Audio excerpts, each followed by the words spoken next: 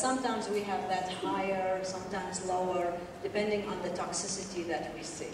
If the drug causes some cardiac toxicity, then the safety factor has to be higher than 10. If it's, it's not a major toxicity, it's less. So, how do we calculate this?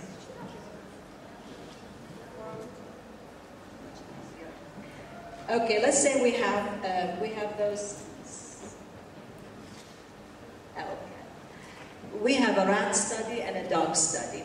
So from the rat study, we chose a NOEL, which is 10 milligram per kilogram per day. We will change that to the human equivalent dose. And the way to do it is to multiply by this number. This is a constant number. I will show you where it comes from. Or divide by this number, which is also a constant number. So we end up with a 1.6 milligram per kilogram. So the dose in rats is equivalent in humans to 1.6. And this is, this is 1.6 milligram per kilogram. When we talk about doing experiments in the rats or any kind of animals, we always talk about milligram per kilogram. When pharmacists talk about drugs, you always just use milligram. You don't use, so we have to be careful and change this correctly. So this is a 1.6 milligram per kilogram.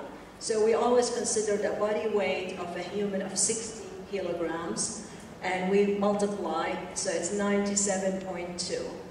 So then we use a safety factor of 10 divided by 10, so it's 9.7, we rounded, it's a 10 milligram.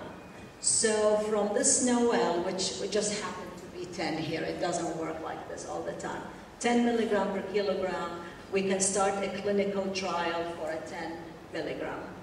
And we do the same thing with the dogs. We calculated, you see the number here is different, and that we use as a factor, and we come up with a 16 milligram.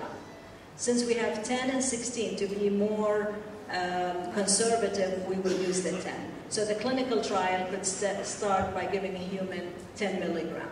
And this is just the first dose. Then they go up with higher doses, but that is okay. The higher dose is okay. The important thing is the first dose you go into human. This is where those factors come from, and this is from the guidance. Somebody really very nice who wrote the guidance made this table, so we don't have to calculate all the time. So they take human, mouse, different animals, take the body weight, they take this is a range of the body weight, they take body surface area, and there's a factor, and these are the factors that we use just to make it easier. The equation is down here. The human equivalent is equal to the animal dose in milligram per kilogram times animal weight.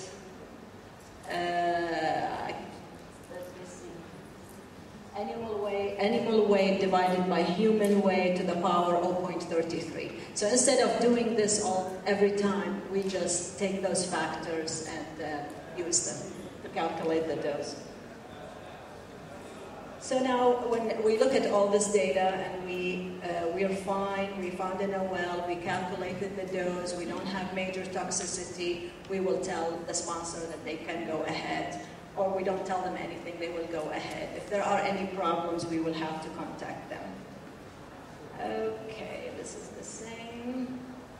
Now, as the clinical trial proceeds, they start their clinical trials, it's not over. The sponsor keeps doing more studies and submitting them to us, and they're doing the longer-term studies, they're doing the RIPRO studies, the CAR studies, and also doing more clinical trials. And so we're in contact with them all the time, as I mentioned earlier. Then they submit the NDA when they've done everything. They've done all their clinical trial, everything is okay, the drug looks promising, it's efficacious, there's no big toxicities.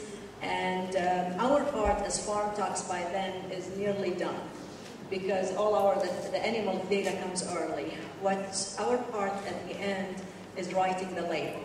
You know from your drug labels that you see, there's always information on the carcinogenicity, the mutagenicity, the impairment of fertility. There's a pregnancy category. This information always comes from animal studies because you can never know that from clinical trial.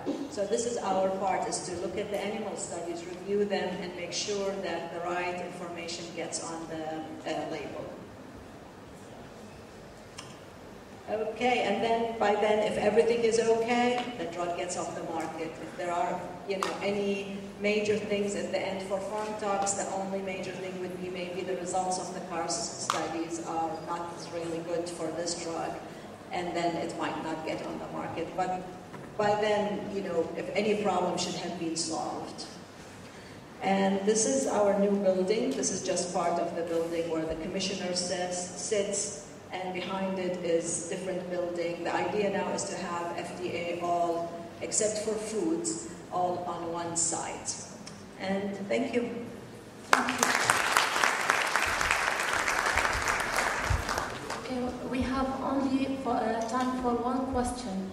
And after that, you can meet with Professor Hanan during the lunchtime or the coffee break. Yes, please.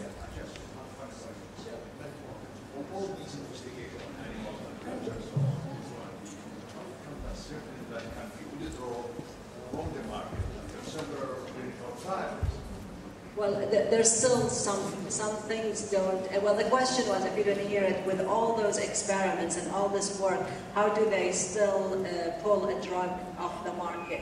You still cannot cover everything. When you do it, especially a lot of those animal studies are early on. So if you have a problem, we might kill the drug from them. They might not go. We'll tell them you can't do clinical trial.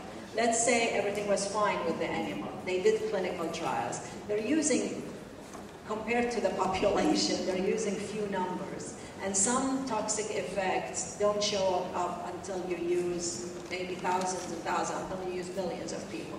Then the effects will start showing up. That might be further duration. Well, if you do further duration, you'll never get a drug on the market. So, I mean, it's in between, it's a risk thing. I mean, there are, if you have, like the drugs I work with, there are for AIDS. I mean, you have to get them. The first drug for AIDS got on the market by a review of 3 months only. It's a very toxic drug, but it's either that or people die. So, which one?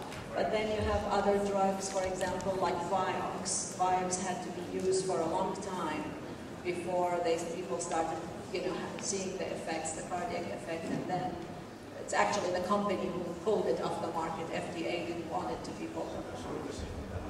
Yeah, exactly. Thank you. Thank you. And now we like to invite you all to the lunch at the University Main Restaurant. After that, we'll meet here at 2 o'clock. Thank you.